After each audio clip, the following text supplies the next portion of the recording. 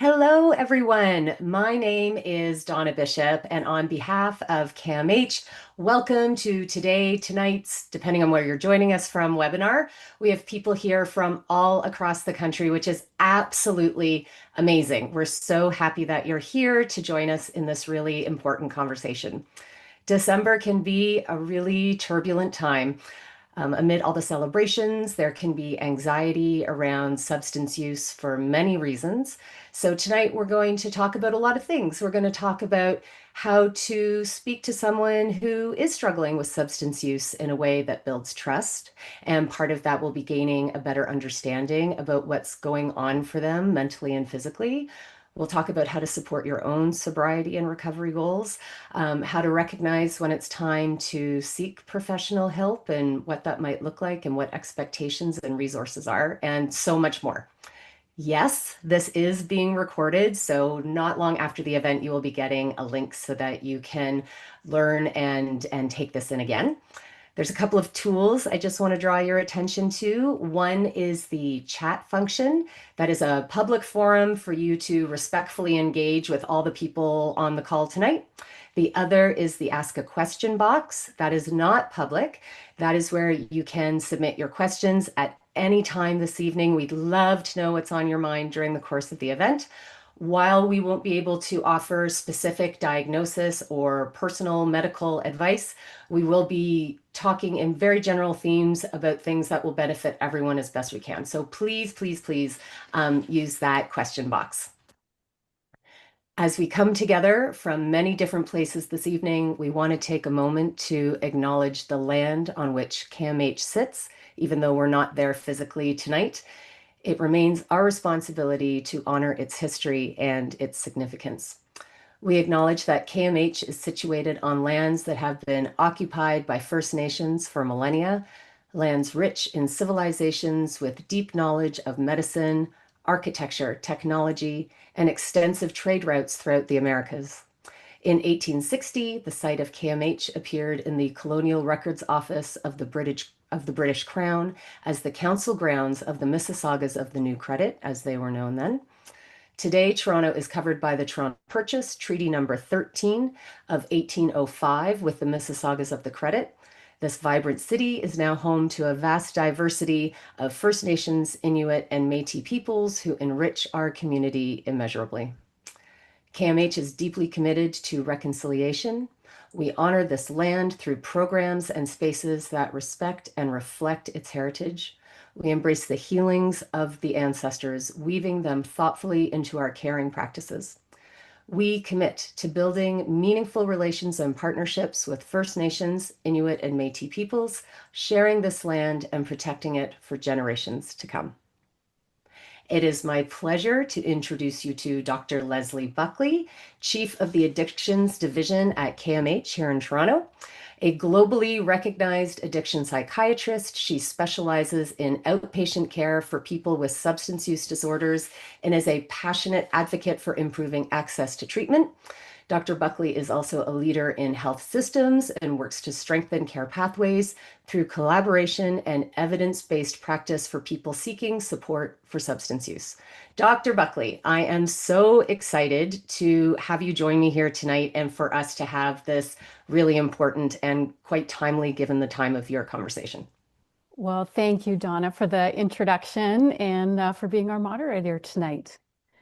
So let's kind of dive right in and just, start off by acknowledging that people are coming here tonight with many, many, many different lived experiences of what substance use looks like in their lives. It can take many shapes. There's lots of ideas and approaches out in the world for how to support people. So I'd like to start, if you could just share a little bit to kind of contextualize our conversation tonight about what your lens and CAMH's approaches to substance use care.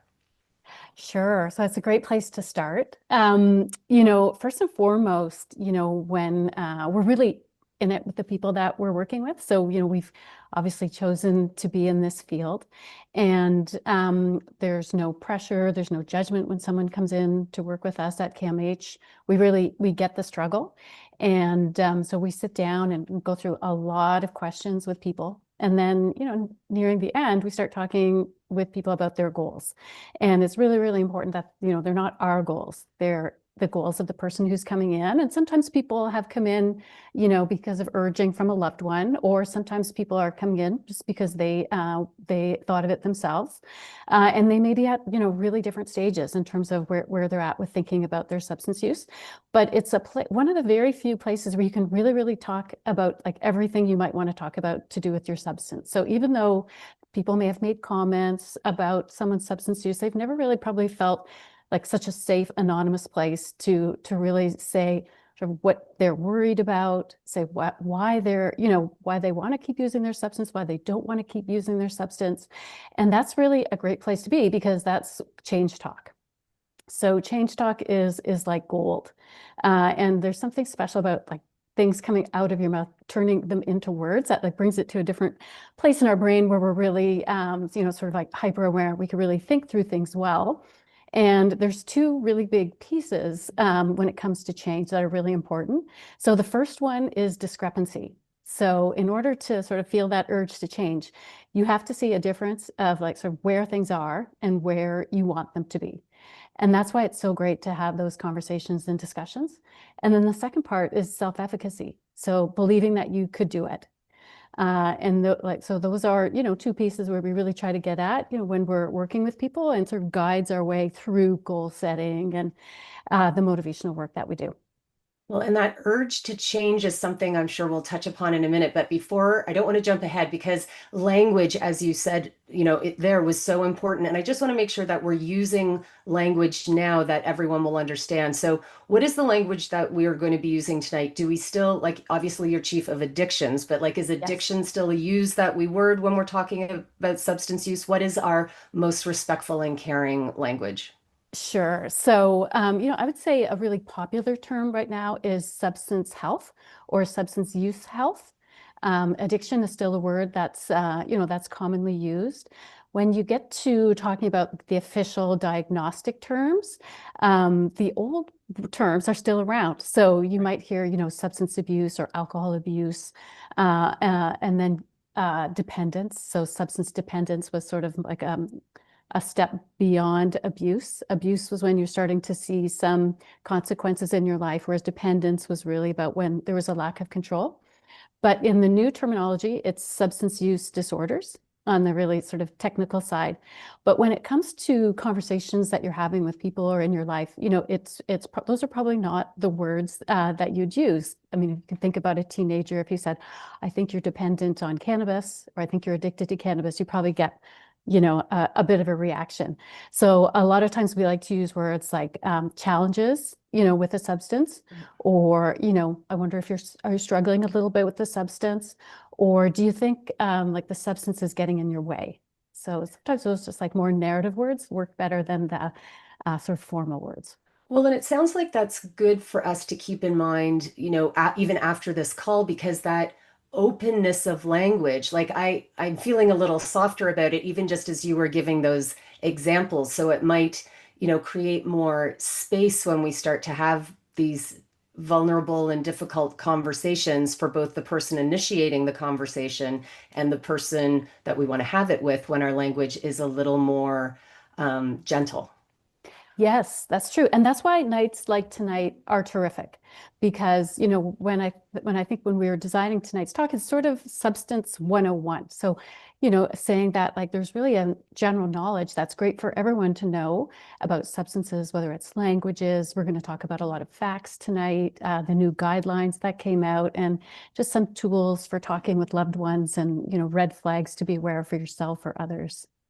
Amazing. So let's kind of get right in because, something that we were, talking about earlier is there's still a lot of stigma around substance use. And I couldn't help but think when you were talking about the urge to change that, the loved ones often come, guns blaring for urge of change, and there's the stigma and the shame that can often be felt. So what do we need to know about what is being experienced by the person who is, struggling with substance use, about what's going on in their brain and in their body to help us understand what they're going through?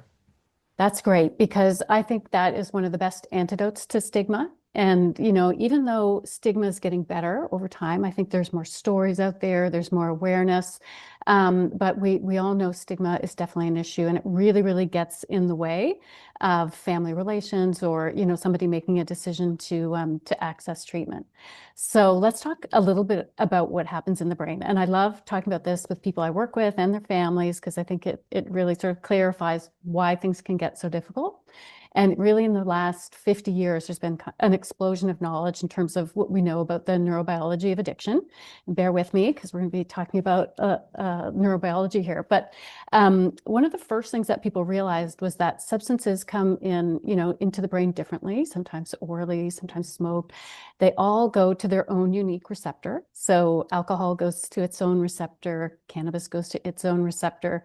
And when they get there, they're activating the receptor and they're causing change in the brain. And the brain, because it's so brilliant and dynamic, it recalibrates itself. So for instance, if alcohol is always there at the GABA receptor slows down and the number of receptors reduce. And so the firing reduces.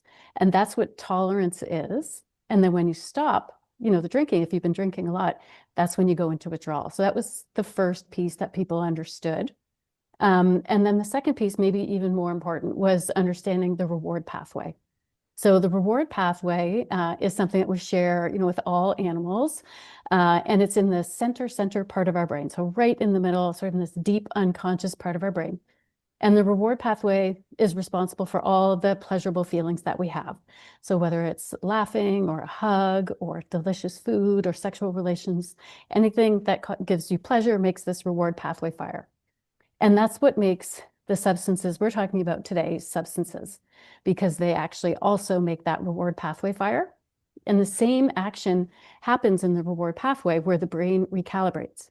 So substances comes in, reward pathway is firing, firing too much, like firing more than usually a human brain could.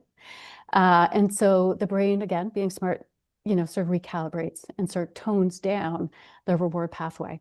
Now, when So that to happens, oh, sorry, Can you I go can I ahead. just recap that Yeah. for a sec because I want to make sure we understand. So what you're saying is the road, if you will, whether it be alcohol or cannabis or a harder drug, may be different, but the destination is the same. All roads lead to our reward center, and it will start firing and activating in a way that makes us physiologically want that substance to continue because our reward center is so excited and activated.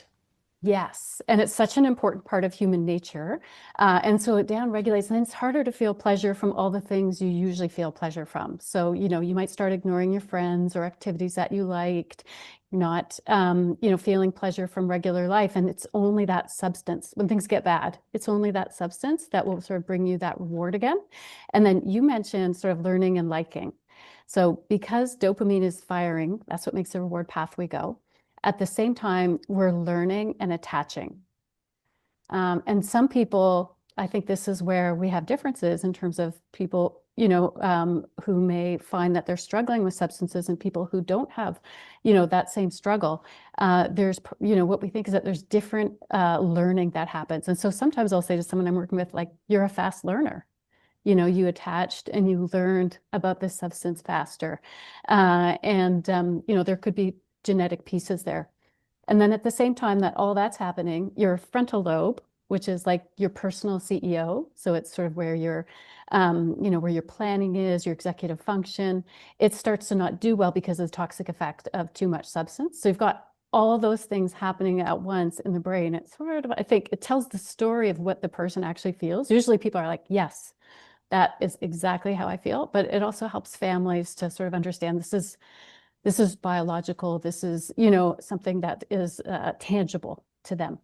I think this is so powerful because I would imagine it's easy for loved ones to get frustrated and just be in like not understanding why their loved one continues to use the substance because maybe they've expressed that they don't want to or that it's hard, but it's kind of like getting frustrated with someone for not running fast because their foot's in a cast. Like there is something actually physically happening to them. And if we kind of, understand that, then maybe we can have a bit more grace for the process that they're going through in terms of reducing their substance use.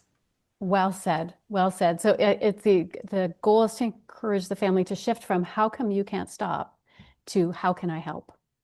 And so, what are some of the, like, knowing that then, what are some of the best practices or things that you engage in to help people stop? Yes.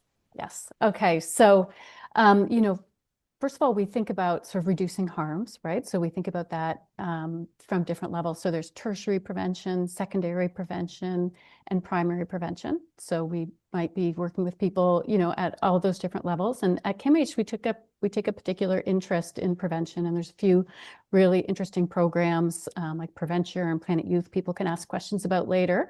And we also like to do outreach like this and provide people with information and knowledge about what it is that we offer and that there is help out there. Generally help looks like medical care. So for a lot of substances, there is, there's medications that can be helpful. Usually the availability of psychiatry is there too, if there's an underlying mental health issue. And then you get into, the tools, the tips, the groups, if that's what people are looking for. Or, we can help people get set up with residential treatment. And it's really, really important to be thinking about transitions and, sort of making sure that people, it's not like you do residential and then everything ends, right? So you want to have continuing care and then, sometimes like 12-step other peer support offerings can be really helpful as well. I just want to take a minute to remind people that that question box is there for questions anytime while we're talking tonight. I know we're kind of covering a lot of ground right now that's kind of scientific and heady, but I think it is so interesting and powerful to help better understand, what is happening in the body. I wonder, Dr. Buckley, if in your experience, part of the other thing that people seek clarity on is the why, the how did I get here, or how did my loved one get here? And I'm wondering if you can talk a little bit about the journey, if you will, of the hows and the whys people might end up seeking substance use in their lives or Yeah. stumbling into substance use in their lives. It's a big, big question. The why me and how did this happen? And then like that feeling of almost shame or guilt. And we really, really try to help people not feel that and understand that it's something that happened to them. It's really important to know that like substances are non-discriminating. Like everyone is at risk of a substance issue, whether you're quiet or the life of the party, the young, the old. Um, uh, Everyone's at risk. But there are certain issues, that might put one more at risk. So, two important factors are genetic. So about 50% of the risk we think can be attributed to genetics, and then 50% can be attributed to your social environment. And Oh, then say more about that. yeah, so the social environment, can range from sort of your neighborhood and what's happening and what substances are available there. It can be about trauma. Hmm. So somebody having experienced trauma. It can be about trying to self-medicate mental health issues that haven't been addressed. And then exposure. So even in some, work areas like restaurants or other certain companies where, there might be a little bit of a culture of substance use, friendships. When you think about young people, friendships is really, Hmm. really important. And romantic partners. So sometimes, like I could hear a story that somebody hadn't really used a lot of substance, got into a relationship, was living with somebody who would have, one glass of wine every night, but never really much more.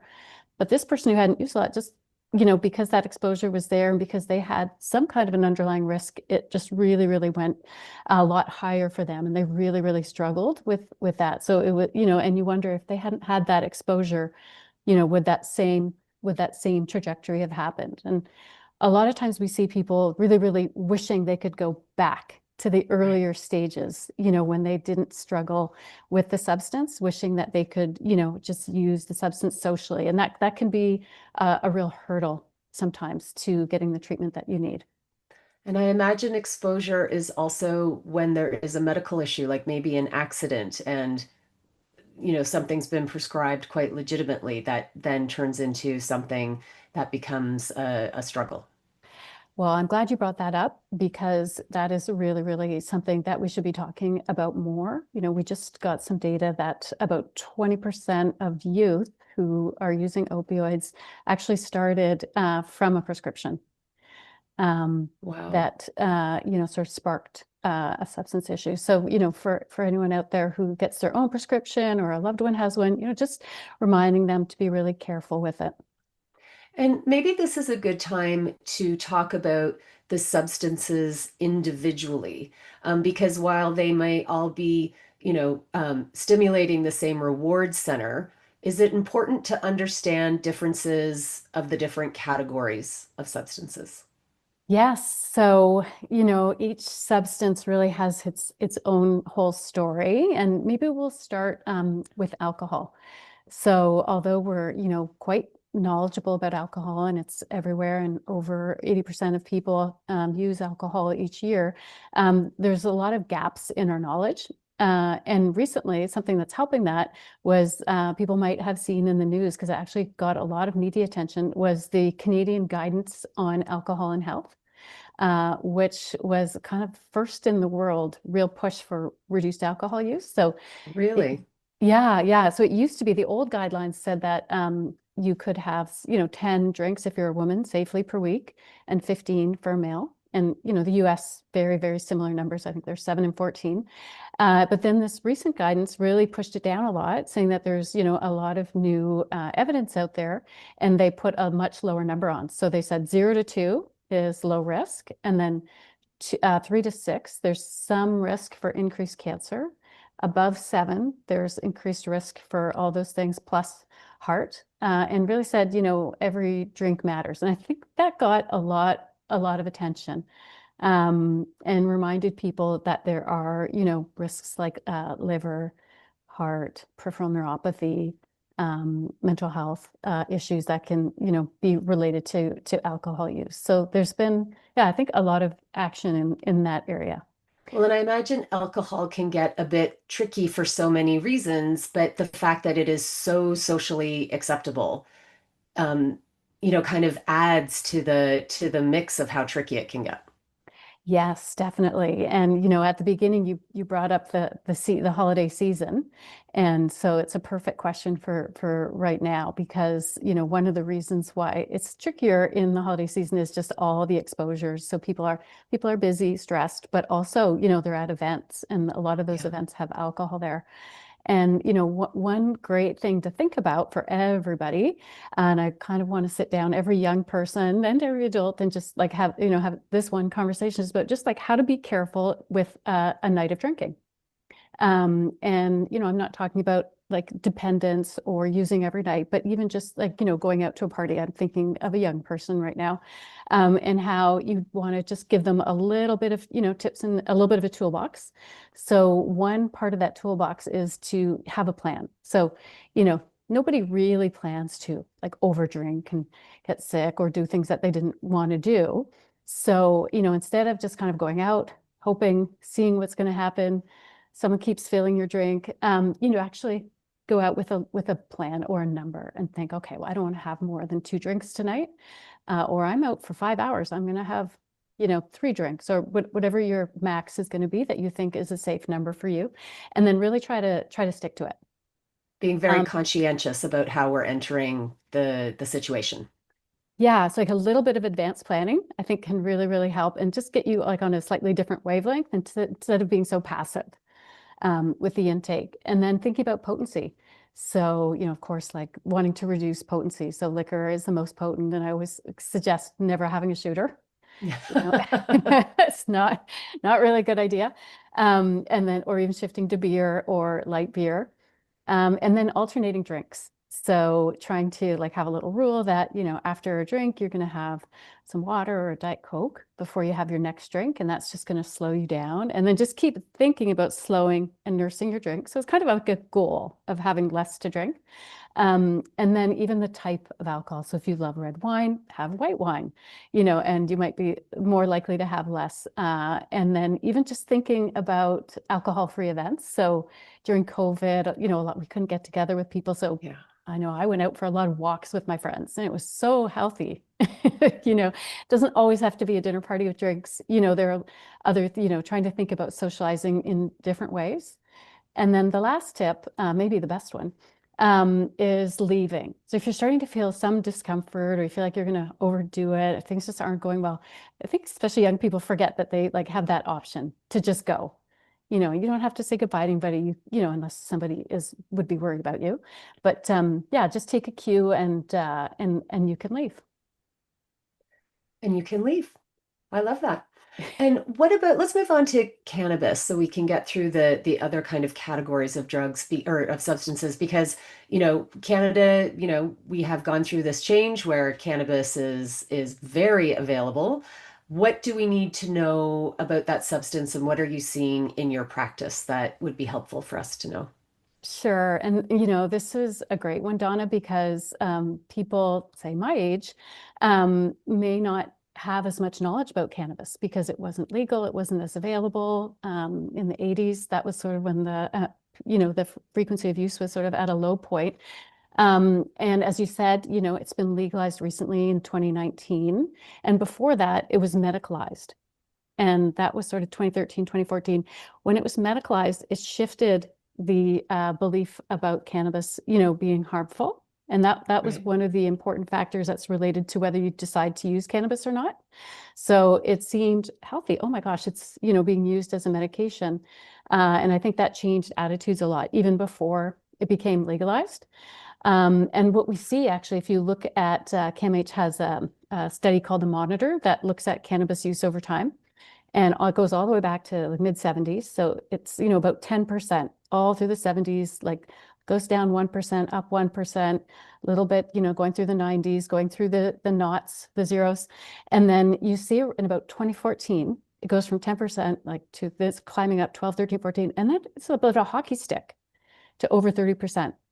Wow. So, it's a good thing to be aware of that it's the number like the number of people who are using cannabis is increasing. So I think our knowledge has to increase, and especially because there's been, I would say, disinformation, maybe for commercial reasons, about cannabis. I think it's like that's one of the things we've prioritized at CAMH. We just put out some social media posts about the harms of cannabis because people don't know. People don't know. And what are in your experience, is there a demographic that made that hockey stick rise? Like, is there something that would be good for us to understand or be aware of in terms of where that increase in cannabis use is coming from? Yeah, so I think it's increased across all age groups, but the groups that are the highest in terms of their use are people sort of like in their 20s and 30s.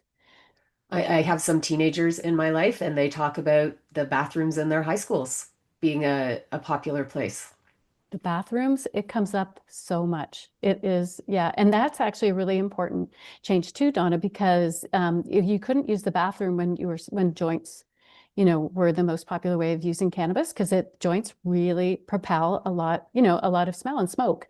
But the vapes, that's the other transformational, maybe even more transformational than legalization and medicalization is how less noticeable it is to smoke weed. So, for especially for young people whose parents, would pick up an odor on their coat, and that would be an opportunity to have a chance to talk. Like teachers can't, are not aware that the vape pen is so easy to use, but it's so high in concentration. So, weed in the 70s used to be 3%. THC. THC Mhm. is sort of the psychoactive component. And then and now it's like 25 for just a common joint. That's a huge increase. But if you're using a vape pen or infused cannabis, it can be much higher. Vape pens can be 75%. So Wow. somebody, who's from the 70s who tries today's weed would say, like, oh my gosh, what is this? This is something, I'm not familiar with. So much like alcohol, cannabis is, now much more socially acceptable. It's much more available. Do you have any kind of like plans or some tips for people like you suggested with like deciding on a number of drinks that you're going to have that night and kind of sticking to it. Do you have this a similar kind of mindset we can use as it pertains to cannabis? Yeah, I think for cannabis, probably the biggest tip, it's sort of different from alcohol where you're like, you're worried about the bad night with like if you're thinking about teens. So when we get together with different researchers, we actually had a researcher come and visit us from Yale and she had lunch. She had met with some of us individually. And one of the first questions she asked me was because she saw pictures of teenagers was, what do you tell your kids between alcohol and cannabis? Hmm. And the risks are really, really different. So with alcohol, all those tips I had were about, sort of like avoiding a bad situation, a bad night, being intoxicated because you could fall and have those kinds of harms. You're very vulnerable. But with cannabis, it's really sort of like a different worry that you have. So the worries that I would have on the cannabis side would be just how easy it is to slip into regular use. So sometimes a lot of people, not just kids, will say like, "Oh, I'm using it for sleep." And that's worrisome for me because it means you're probably using it every night. Right. And so for either substance, like you do, you want to avoid using them on a regular basis because that's when things progress. So you always want to try to keep things in a more of a social, irregular usage pattern. And so the same if you are trying to, we do know there's a real association between youth and cannabis use and mental health symptoms. So, we really want people to get help and work on their mental health without the cannabis. So try all the other ways first. So really, I think with cannabis, for me, it's the biggest worry is escalating your use. So the tips would be like, be really, really careful about making sure you don't use every day. Use once a week, twice a week, or like really don't use it all. Because we shouldn't be, cannabis is something we really shouldn't be using before age 25. Hmm. Hmm. Hmm. And then what about just to finish off this part of our chat about, the category of harder drugs? How would you, kind of classify that? Yeah, so, I talked about how cannabis has changed. Well, the substance world that we're in today is completely different, than it was prior to, 2014. So we're aware we saw OxyContin and how problematic that was. There's been heroin for a long, long time, but fentanyl, of course, is our biggest worry. And it's so powerful. It's so incredibly potent, and it's so cheap that it's really made everything different. So it's just like higher risk of overdose, contamination. So somebody who's using a stimulant like crystal meth or cocaine may not realize they have no tolerance for opioids, and there's a little bit of opioid in their substance, and that's a lot of the people who are overdosing. So that's something again really really important for public knowledge, and maybe even consider like I carry an naloxone kit just because I want to, have that tool in case I ever see anybody. And, even having one, you could have one in your home if you want to, just in case, if there's people over, kids over, you never know what could happen. It's really easy to get just asking at the pharmacy, and you get one and you have it just in case, even if it's a low risk. Is the harder drug category, is that a like I'm wondering from that stigma point of view, if that tends to be something that there is a common thought of, oh, that's on the fringes, like those things aren't in our communities and our neighborhoods. Is that a presupposition that you hear in your practice? I think that some people may think that, but I do know, like I do think if you talk to young people who are at university or working, there's stimulants around, like there's cocaine around.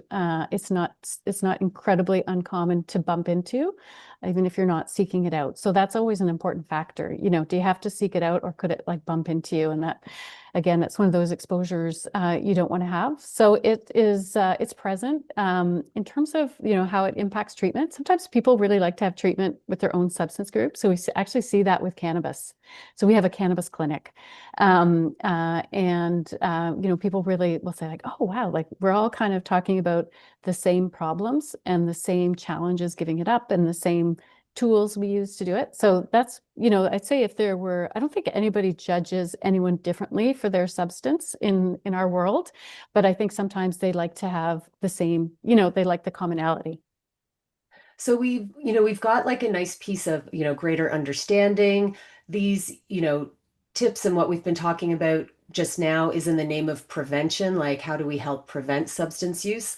So I'd like to move on a little bit to the like how do you know if someone is struggling? Like is it like I know I've had conversations with loved ones where it's like you just kind of have a feeling like, the cringe and the concern of someone's behavior? Are there signs like when do you kind of know that someone might be moving from socially engaging in something to it having a stronger hold on their life?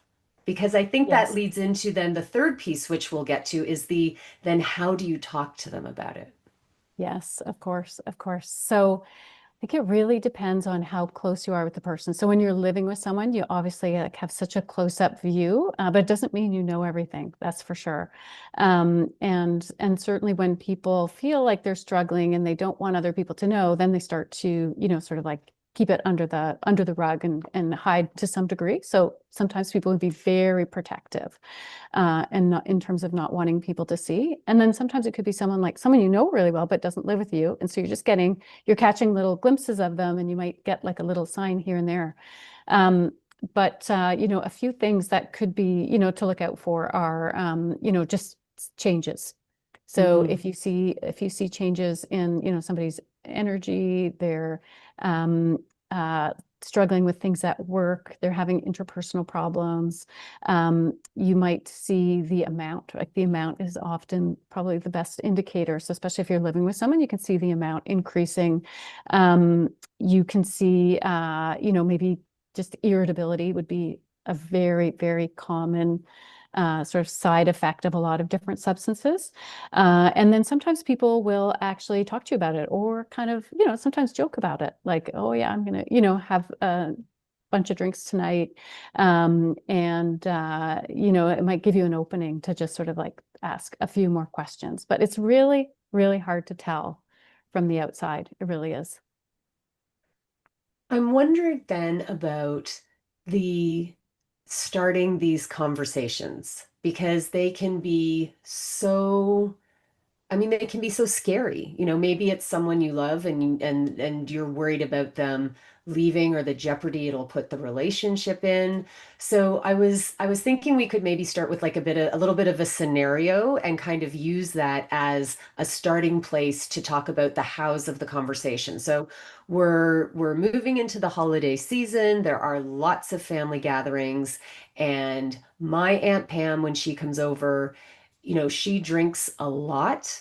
She gets quite drunk. She picks fights with family members and gets very emotional. It's been happening regularly for a while.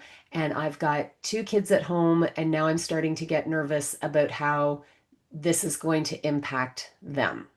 So if we use this as our container of examples, of an example, like how do I even start this conversation with Aunt Pam, whom I love, but like I'm starting to get really uncomfortable with the idea of her coming over in this context?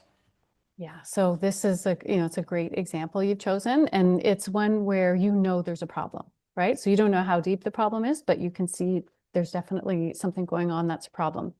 And it's a loved one. And so the first stage, sort of four stages of starting that communication. And the first one is inquiry.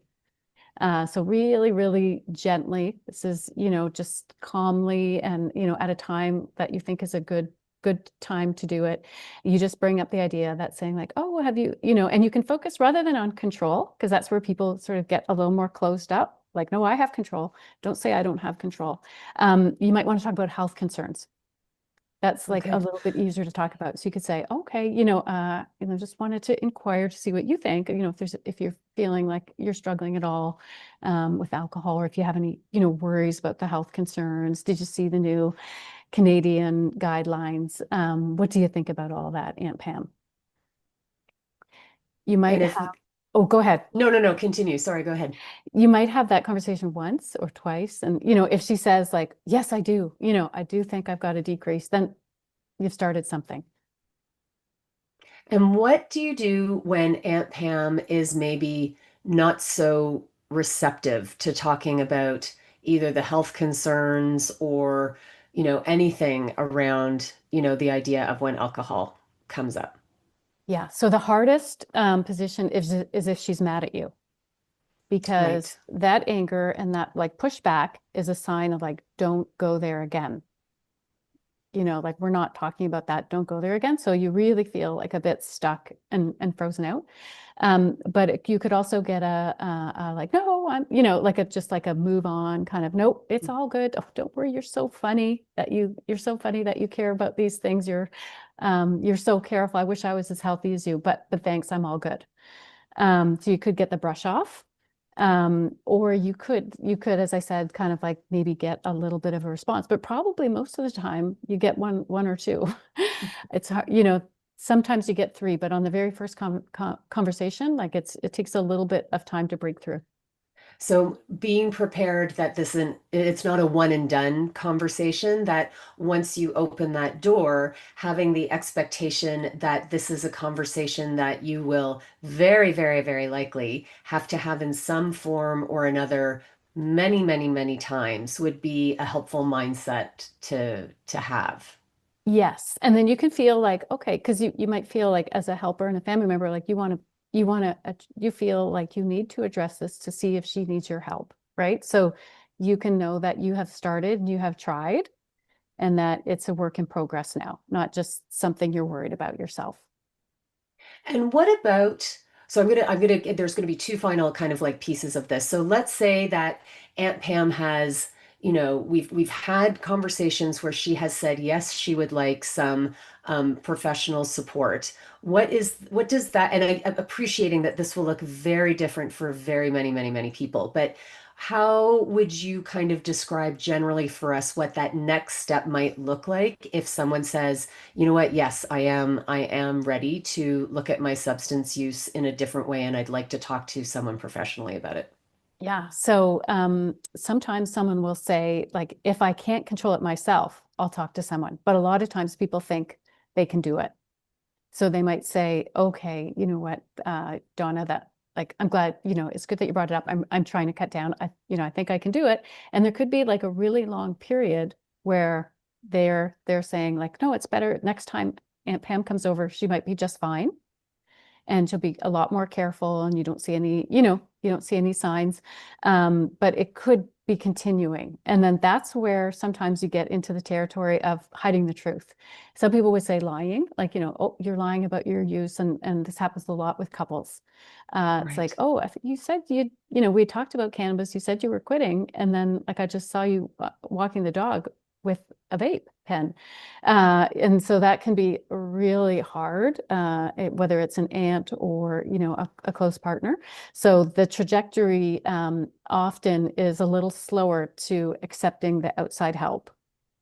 And there must be that, like, I'm just thinking of the tension of what we sort of talked about earlier, is there can be this genuine desire in someone to say, you know what, I do want to change how I use I do want to change my substance use habits. I do genuinely want to do differently, but that pleasure center is just firing. And that's a real tough position for someone to be in. Like, that must be so hard.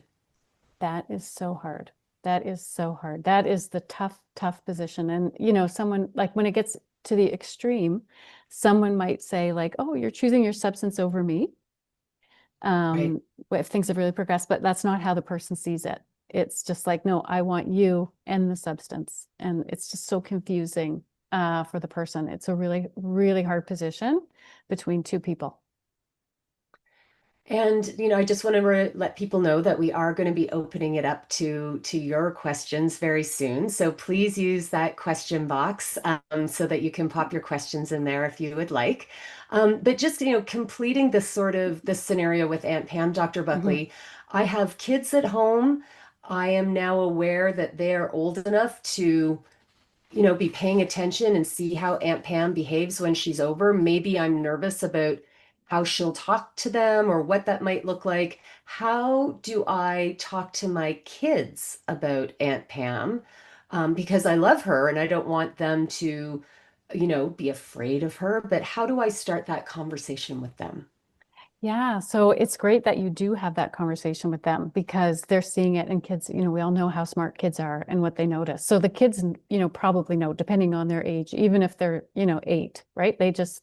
Yeah. They are so good at watching people and understanding. So they know there's something wrong. They might inappropriately laugh and find it funny, right? Because it's somebody acting out of character as an adult, maybe doing something that adults wouldn't usually do if the person's getting silly or, um, so you want to be talking a little bit about just like that it's a struggle and that she's not well and a little bit, just showing a little bit of sadness, like how it's sad, just to kind of help them get the picture and understand, that it's something that Aunt Pam is struggling with. Maybe she can't help so much, but and you can even explain like you're trying to help her, but it's a difficult situation. And so often, I'm surprised actually that the word boundary hasn't come up yet in our Yeah. in our conversation tonight. Um, because there might come a time, maybe, when I feel that I love Aunt Pam and I want her in my life, but having her come to that family gathering might not be what is reasonable for my family on this particular holiday season. Is that a boundary that is okay? Like how do we start to then, like, if it gets to the point where we're like, oh, I love you, but like I just can't, what might that look like? And how can we kind of start to think compassionately about ourselves and our loved ones if things get to that point? Yes. So, we went from inquiry. Then you want to talk about, next stage is sort of getting worried. You tell the person you're worried about them. So it's a stronger statement. You're worried. You want to have a shared understanding. So, with Aunt Pam, you said like Aunt Pam, like we don't really want people to be intoxicated at our holiday dinners because it's not what we're shooting for. It's not our goal for, what we want the kids to experience. So you want to show there's a shared understanding of what's okay and what's not okay. That can also be true for people who are binge drinking, like young people or in a young couple, when the guy comes home, after, or the girl comes home after 10 or 12 drinks, like really intoxicated, and the other part of the couple says, I don't really like that. And the other one's like, that's what I do, So they have to work on a shared understanding, just like you and Aunt Pam do. Then you're more assertive. So saying like, we don't want you to drink next year when you come. Like we don't want that to happen. And if you do, then I think like we're gonna, so these are ground rules Hmm. in the assertive phase. Like then we're gonna have to make a change. And then if that still things are still not going in the right direction, that's the boundary stage. And then you and your family members like talk about what's the right boundary. You and your partner talk about what's the right boundary for your household. And then you think of alternatives. So if you're thinking, okay, maybe we don't want Aunt Pam to come over because of what happened last year and a fight broke out and it was really uncomfortable for everyone. I'm going to go out for lunch with her for, the holidays next year. Just you and Aunt Pam, lunch you think might be a safer time of day for her, less stressful, just the two of you. And then you have a chance to connect. She knows that you love her. And again, it's not sort of like, how come you can't stop? It's how can I help? And maybe, what, if she's done with you talking about it, right? Then maybe you can't even talk about it anymore, that you can still go for lunch or the coffee and just show her that you really care. You said something there that I think is so powerful, which was not like, how can you stop, but how can I help? And I can just imagine how much, like, again, it's that gentler, no less powerful, but gentler language as we engage with our loved ones.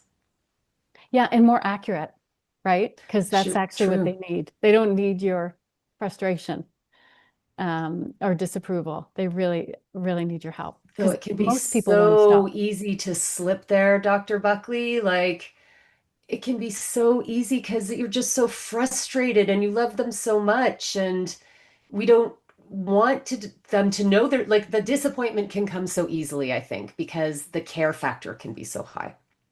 Yeah, and we're not perfect, right? And so a lot of parents, like let's say maybe if there's a concern about cannabis or alcohol, and they jump to a conclusion like, "Oh, are you intoxicated?"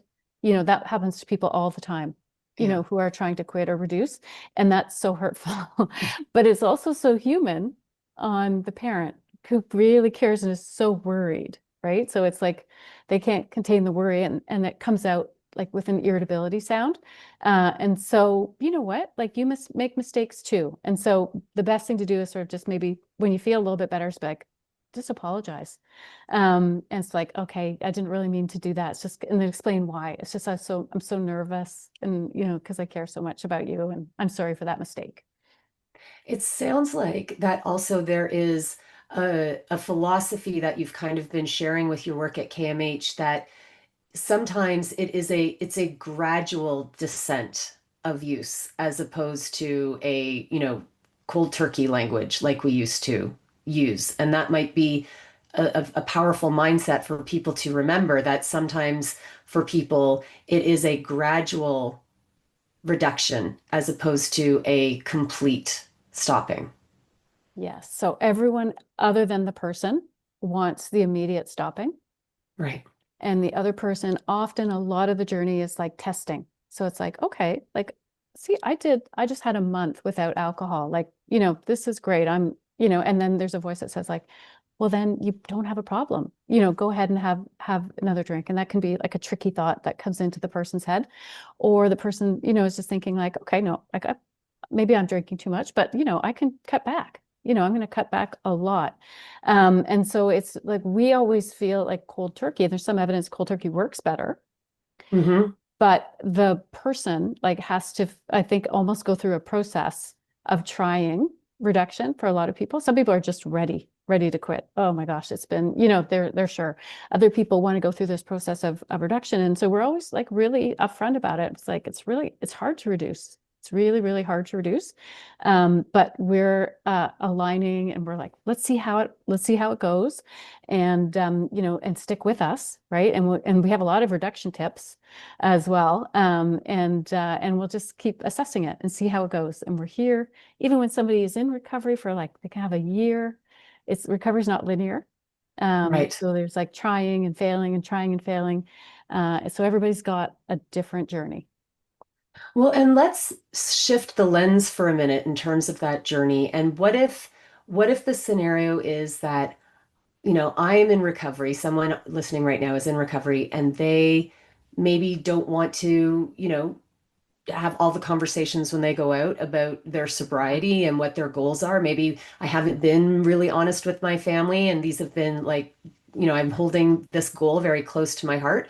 How can I protect my goals while I am engaging in the holiday season this year? Yeah, so this is I think one of the best changes that we've seen is just that like openness to being like sober curious and sober from alcohol. And a lot of young people, like some young people are sort of like getting into that idea.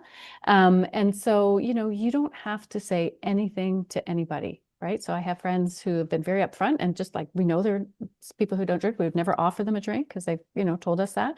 And then there's people who, you know, every time they come in, you know, and someone who just all of a sudden kind of stop drinking and will still once in a while be like, oh, you know, because they haven't told us anything. We just want to be polite and sort of they're always like, no, it's good. I'll have water, you know. So just like, you know, you can just change what you want to do, what you want to drink, and what you want to have. And just like say, I'm trying it out for my health because we know now like 2 per week, right? So it gives a lot of reason for a lot of us to just like make the decision to, you know, to not drink at all. So you don't have to announce. And then when it comes to your planning, right? So one big piece that's helpful for everybody, but especially if you're really trying to work on making a change is just managing stress. So, you Right. know, we all experience stress. Stress is a cup and it adds up over time. And we have ways of reducing that stress. And some of them are healthy. So like reaching out, having support, treating yourself, spoiling yourself to something, exercise, all kinds of good things, warm bath, music, things that can help us reduce our stress, planning something fun in the future. But there's also unhealthy things we do when we're stressed, like isolating, or getting frustrated, taking it out on other people, or using substances. And again, it's that like conscious mind. So if we all really kind of should be thinking about stress management all the time, but especially if you're trying to make a big change and you're worried about maybe a relapse or a slip. But stress management is something we probably could all use just like a little bit more awareness and conscious planning for. Can you talk a little bit about the connection between wanting to make a big change and stress? Yeah, yeah.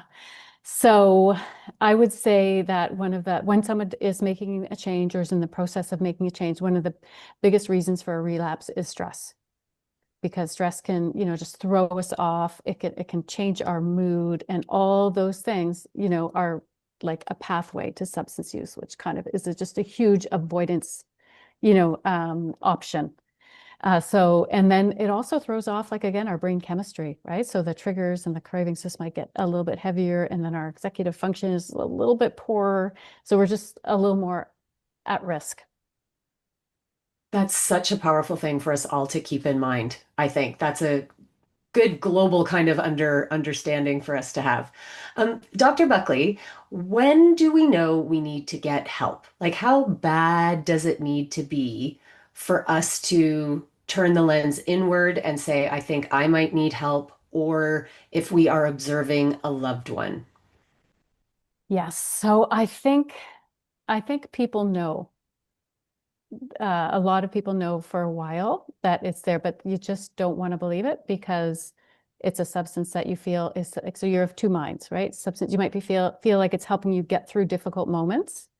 You might feel like, a lot of times after a big change, like losing a job or a marriage breaking up, those can be times where something can really change. So usually the person can see the pattern changing, switching from, drinking once in a while to drinking every day. So that it's use every day for cannabis or alcohol is, Mhm. probably a good flag. And then just not feeling well. But we can spend a lot of time in that mode of kind of knowing, kind of not feeling well. But when we're in that, like in that spell of the substance and it's kind of got us a bit crushed, we're so not able to get our want to change momentum going. Yeah, So you're that just urge to stuck. change you were talking about Yeah. at the beginning. Yes, the change talk gold um, is really, it's hard to get it going. And so that's one of the biggest things I think about reaching out for help, is that like people will say like, it's just so great to have someone in it with me that I can be totally honest to and talk about things with that can give me support and help. And then people will talk about feeling like they know they're going to come back next week or in 2 weeks and tell us how it went. So that sometimes they'll say like how that helped them over the last couple of weeks because they wanted to come back with a good report. And we always say, you don't need to come back with a good report. Just come back. We're in it with you, no judgment, but people still think that way. And where are some resources that people can go to for when they're ready to reach out, when their urge to change is there? Yes. So, I know at the beginning we mentioned people could be all over Canada. But one great thing about Canada in general is that we have good medical care everywhere. So you can start in a number of places and the treatment is free. So it sometimes takes a little bit of time to get there, but you can talk to your family doctor. In Ontario, we have like clinics that are called Rapid Access Addiction Medicine. They're called RAMS. And there's, I think, almost 80. So they're all over Ontario. You can go in without an appointment. You just look it up online. Just walk in, you get registered, you see someone that day. You can actually get a medication that day and get started with a little bit of a treatment plan. You can also reach out if, a lot of people think that, because of movies and things that like the only treatment for substance is rehab. Right. Okay. But there's a whole bunch of things in between. There's day programs that you can go to. We have once a week cognitive behavioral therapy for substances. So, people are working, but they can come and do that for an hour and a half a week. So lots of options. And again, 12-step or other peer related, so you can Google all those. You can find a meeting anywhere, uh, at most times of the day, depending on the city that you live in. And these resources will be in the toolkit. So the toolkit that's coming to you after this event will have these resources in it. We're going to take some questions now, Dr. Buckley. Great. So, sorry, I'm just getting my questions pulled up here. Tech, you know how it is. Okay, so can you please answer? So here's our first question, Dr. Buckley. How do traumatic experiences, both personal and intergenerational, shape someone's risk for or relationship with substance use? And can you please speak a little to genetic predispositions? Yes, yes. So thank you for that question. And we talk so much about the importance of trauma as a risk factor, and intergenerational trauma 100% similar. And we know there are brain changes that can come with trauma, and it's causes hyperarousal, distrust, fear, anxiety, all these things that you want to get rid of that feeling, and that leads in many ways to sort of um, the action that the substance has is, an immediate antidote to some of that. And especially, if when fear and anxiety is involved, and, sometimes people are afraid to go out, or, or socializing becomes difficult, or self-esteem is challenged, because of that long-term trauma that they experienced. And so, just that social lubricant can be, something that leads there. So we are really aware of that, and I think in addiction treatment in general, and always, try to be expecting instead of not expecting trauma to be there, and have trauma components to our training. You said something there that I thought was so powerful about how the there is a feeling that someone is trying to maybe not feel or tamp down, or they might not even realize that there's that connection between the trauma and the substance use because it's a feeling that the pleasure that that reward center is now like kind of quieting that can make the cycle all the more comforting for an individual, I would imagine. Yes, 100%. And, trauma is also intermingled with neglect, right? So there's a lot of similar effects. And so, maybe both of those things can, or either of those things can cause like a challenge with your own self-care or your own value, because we get that when other people value and cherish us. That means that we might be more open, and less afraid, of things that could harm us. This person also asked about genetic predisposition. If I notice that one of my parents has, struggled with substance use, am I inevitably going to suffer myself? What do we know about genetics? Yeah, so we do know that genetics play an important role, and we should be careful with, if we know we have that genetic vulnerability, but by no means is it, a prediction of our own situation. So that member could have had, very unique social experiences that, sort of caused them to have the substance use issue, or they could have just had a really, really strong genetic predisposition that you've inherited. So it's just a real signal to be, a lot more careful and wary. Uh, and sometimes you'll see that, like a lot of people who we work with they'll say like, oh, my kids, they don't want to drink anything. They're so afraid because of what they've learned from me, but they're saying it in a really positive way because they've communicated, with their younger relatives. Amazing. This next question, I think, is something that many people can probably relate to. How can you support someone you don't live with when you know that they are engaging in stronger substances or struggling with different types of addictions at the same time, including substance use? Yeah. So it's heartbreaking. It's Yeah. heartbreaking. And because they're not, living with you, you don't know what's happening. And so you're constantly worried. Like, let's say it's like an adult child. And you want to control things, and you want to have communication to know everything that's happening, but the person is an adult, and they may not want you to see or know anything of what they're doing. So you are feeling a little bit in the dark. And so it's really important to know what you can and what you can't control. And it's really, really hard to accept that. And then again, just like putting forward every opportunity to help that can be there and trying to find ways where you can still help and trying to be open and getting the person to communicate with you. If if they need groceries, that could be your ticket to communication. You might feel like when they're communicating with you, they might be intoxicated, and then you really have that deep question of like, this is the only time they call me. I don't like, you might want to say, I don't want to talk to you when you're intoxicated. I only want to talk to you when you're sober, but then you might not hear back. Right. And then there's sometimes like there's different philosophies. Some people will say like if sort of like the tougher love challenge where it's like, okay, you figure it out. This is kind of your issue. We'll help you when you stop using. And then another approach would be like, okay, we're just here to help, kind of more of harm reduction. Like we're going to help you in any way. You tell us what you need. We're going to help you. We might have a limit that you're not going to live with us because we've had, all these things happen in the past, but pretty well everything else we're going to help with. And then, for most people, they find somewhere in the middle, and we do not prescribe either of those approaches. We just let people talk and figure out because there's no right answer.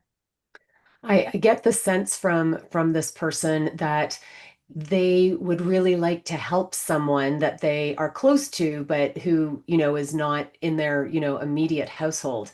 And full disclosure, that's something that I have had in my experience, and something my recovery therapist always said to me that I'd like to share to this person is, as hard as this is, you can't work harder than someone else is on their life. Yes, yes. No, it's so true. I have a similar experience, and I have a friend right now who's talking to me about his friend and this concern he has, and just that helpless feeling, right? But your statement was perfect. You can't help more. You just have to be there and accept, I guess, in some ways, your own powerlessness. Could you maybe talk a little bit about the importance of the support that the loved ones can possibly seek out and access? Because sometimes it can be really hard to be the person walking beside the person who is struggling. Oh, definitely. Definitely. That comes up. I get those requests. And we have a family program at CAMH that is for that. Um, I know actually just like a private therapist who works in that area, working with families. And so sometimes I'll direct people to her. And then also Al-Anon. I've had a lot of people who've had a good experience. You don't know, it works for some people. Some people like it, some people don't like it. I always say go once and see if it's for you. But sometimes it can provide certainly one of the most powerful pieces is just knowing other people are in the same situation as you are. So you're not alone, and being able to share in an open space and get tips, and hear what other worked for other people or didn't work for other people. I'd like to just sort of jump on something you said there, which is, it might not work for you. Because there isn't, what I hear you saying is there isn't just one path of treatment and support, that there is a bit of discovery, as frustrating as it may be, to find the group or the methodology or the process that works for you while you are going on this journey. 100%. There is part that is exploratory. And everybody is so, so different in terms of what works for them and what they like and what they feel comfortable with. And then so we get all these tidbits, right? Because we see all these different people going through these journeys and experiences. And then like when we find out about a really good group, or like a really great AA group, we're like, okay, can you just tell us where it is? So we write down so we can share it. And we know that person might not, the next person might not like it. But at least we're providing options for people to try. And then they can, because you won't know what's going to work unless you're trying things. Another question is, once someone has a history with substance abuse, say in the case of self-medicating or coping mechanisms, is there realistic hope in them being able to use moderately and socially in the future? Yeah, so I would say, in the past, there was stronger no to that, like that people, once you've kind of passed a certain level that you won't be able to go back to social drinking.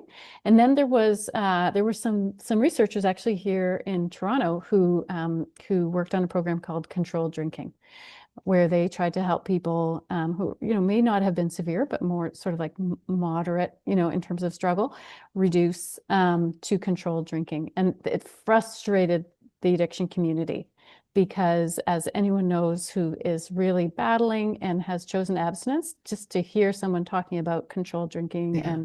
and can be very frustrating. So it's a pretty, controversial topic.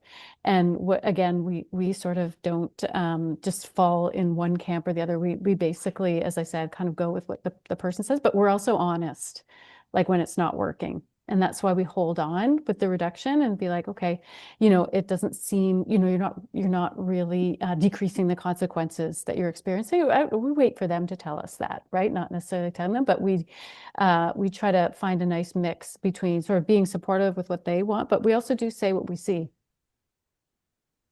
What strategies exist to help manage or prevent relapse? And can you share a little on what resources are available through CAMH to assist with this? I think that's something people wonder a lot about, and it must be very fearful for the individuals and the people who love them. Yeah, so a lot of times, especially early on in recovery, let's say somebody makes a commitment to go for a residential stay, and they get, they feel a lot better. They're, in having a whole bunch of days without any use, and then they come out, and then the world is there, the triggers are there, and the craving is there, and maybe they relapse. Now, for that reason, almost every residential program has some kind of what we call continuing care. So Jean Tweed is a program, it's a women's program that I do a lot of work with. You can be together with them for a year and you meet once a week and it's a touch base and you can talk about, what's happening. That is, I think extremely beneficial. Or, through you can like Smart Recovery or 12 step. That's another way you can kind of hang on. Now, our programs are somewhat limited, right? So, when you Yeah. come to a program of ours, it's a group for 3 months. 3 months is a good amount of time, but it's not forever. So how do you hold on to that? That's where, like, sometimes near the end of treatment, we really have to work with people what their plan is going to be for the commute, for the sort of leaving the formalized part of treatment. And is that where peer support can be so beneficial? Yeah, so peer support is really wonderful. We have a new program at CAMH where we have people who are peer support workers on our team, and I have to say, there's just like something very special about the connection, especially I would say when somebody is feeling their worst. So like in the emergency room, I really don't want to be here. I'm so mad at like sort of society and hospitals for treatment in the past. And then the peer comes in, everyone else is so like hospitally. And the peer is like, doesn't have this list of questions that's going to annoy you. They're just like, hey, I'm here. I know what this is like for you. I've been there. And it's just like a total game changer. So in the hospital, our peer support workers work in that way. And then when somebody comes in for a detox stay, so withdrawal, when they leave, this special program, the peers are calling once you leave, because we know that's such a difficult transition. And people get a month of this sort of special care. There's a peer, a pharmacist, social work, and a psychiatrist on the team. And it's intensive, we reach out, we call you. Again, but it's short term, so how do you find that in the longer term is sort of our challenge. We just don't have the funding to kind Right. of be able to provide that long-term care. Is it a reasonable expectation that relapse is common and not an indication of future success? Yeah, so this is I would say this is a subject that can get difficult in families. So if there's been, a point where there's boundaries and then there's a relapse, uh, if it's a small relapse, that might feel really differently. But if it's a big relapse and there's consequences and people get hurt, it can be challenging. So relapses can be hard on the person and people around them, depending on the consequences. But truth be told, I mean, we all know, especially in the beginning, it takes many, many times, right? So it's like expect failure, trying, failing. And, everyone's going to be really, really different in their journey. And the really, really important thing is to talk through, understand, and learn from each one and never beat yourself up. So we just like constantly talk about you can't beat yourself up. You just gotta, Oh, that must be so hard, though. So it's hard. hard. We actually, this is a good one for everybody for life too. It's like finding the pearl. So if something bad happens, let's take it to something really simple. You forget an important person's birthday, right? And you're frustrated with yourself, right? Don't get frustrated with yourself, right? That doesn't help. It just, makes you feel bad. You have to be forgiving with yourself, just like you would be with someone else. But find the Mhm. pearl. Be like, okay, like I'm gonna learn from this, and I'm gonna try to think of something like making, it come up in my phone so that it bings and I see it. Or I'm gonna try to, at the beginning of each week, look at whose birthday is coming up. And then it might save you from something worse in the future, forgetting another birthday or a different birthday. So the whole goal of relapse, and I would say like a lot of different things in our life, is to beating yourself just causes the conflict and disruption in your brain, and it's not really going to help you move forward. So you're better off thinking about a tip or a tool you can learn from it and try to be supportive of yourself. It doesn't mean you're going to reduce your expectations on yourself or your goals. It's just like a different strategy. Another question is what are we, oh, sorry, when thinking about dealing with outcomes, what about proactivity? How can we engage young people in meaningful conversations about substance use that build their awareness and support early prevention? It's a great question. Yes, it is so good. And this again is something we're thinking a lot about at CAMH. So there's like a whole, area of research. So one is, we think that education is always helpful, but we have to be a little bit careful with it. You have to get the right age, and you don't want to talk about substances that are too harsh to people who are in grade 7, might make them curious.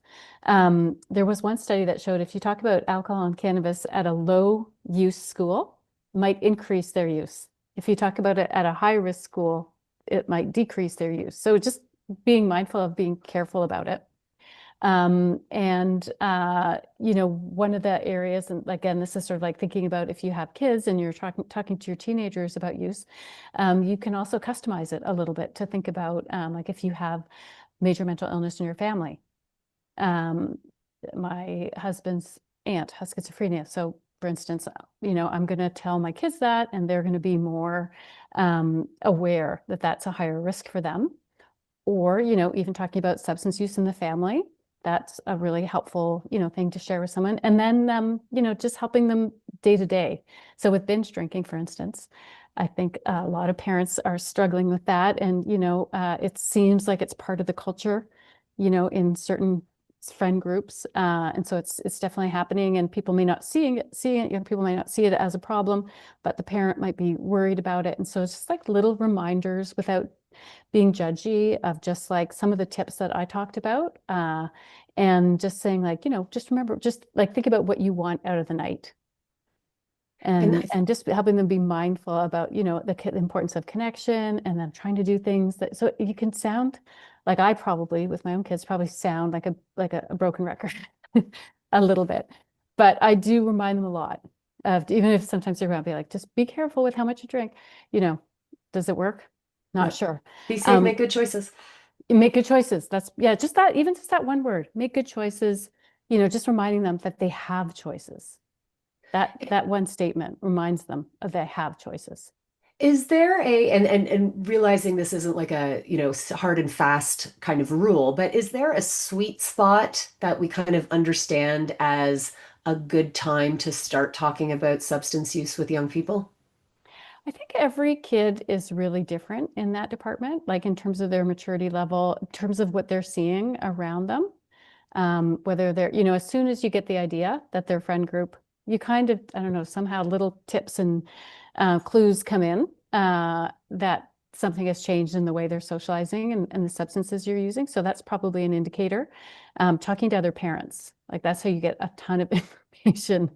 If you can be friends with your parents, with your kids' friends' parents, or just even little chats here and there. And then even just like with people who have kids the same age as you start to get like a little bit of information there.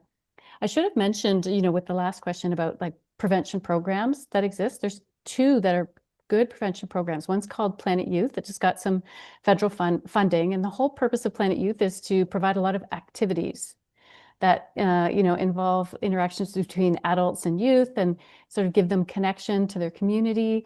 And this was something that Iceland did really, really well with, and they had a huge reduction in substance use. So Canada's now investing in that, and at CAMH we're trying to be helpful in terms of researching that.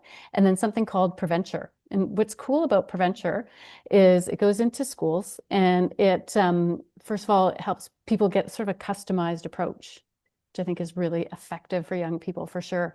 And so you find out, through looking at the sort of 5 personality types, what your style and your personality indicates are your vulnerabilities.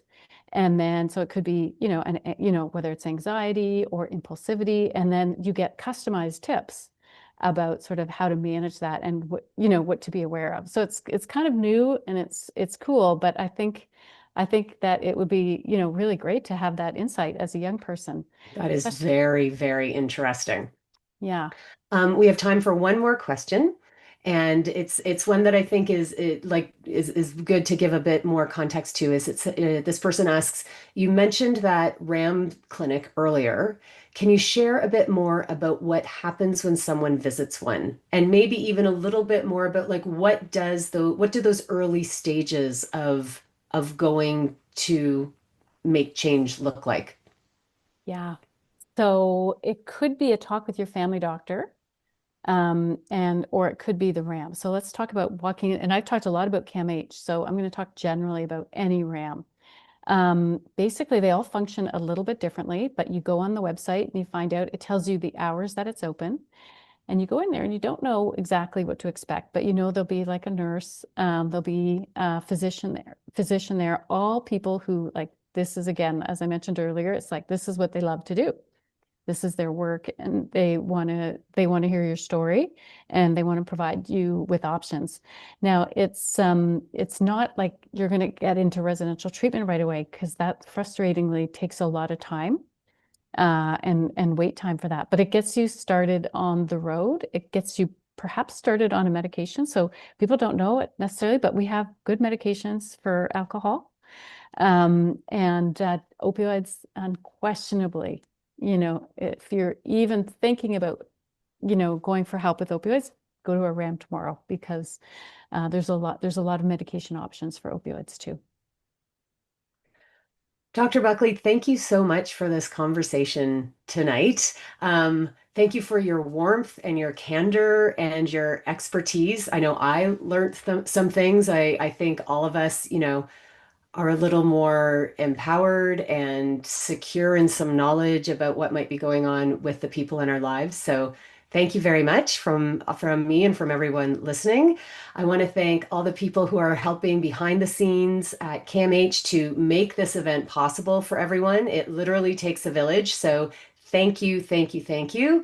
The holidays can be complicated, so hopefully, whether you are working on the urge to change yourself or you are supporting someone else with their urge to change, you feel like you are a little more connected, a little more positively enlightened, empowered to move into the holiday season with some tools and some better understanding about how to navigate this in your life.